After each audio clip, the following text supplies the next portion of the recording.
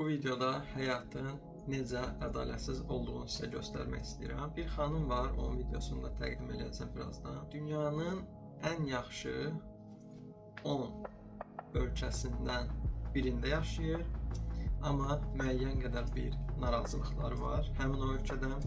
Halbuki insanlar var ki, gecə-gündüz həmin ölkəyə bir gün mən də gedəcəm xəyalı ilə yaşayır.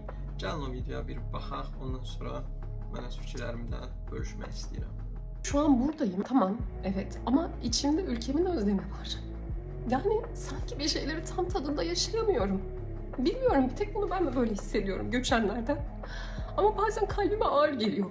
Yani insanların ne kadar iyi koşullarda yaşadığını ve normal standartlar olarak bunlara herkesin normal hayatında olduğunu gördüğümde neden benim ülkemde bunlar olmuyor diye içim yanıyor. Yakınlarım neden bunları tatmadı diye düşünüyorum mesela. Ya da bu uygulamalar neden benim ülkemde de uygulanmıyor diye üzülüyorum. Şu an bir boşluktayım. Yani köklerimin gerçekten o coğrafyaya ait olduğunu hissediyorum. Ama kafa yapısı olarak farklıyım, ait olamıyorum.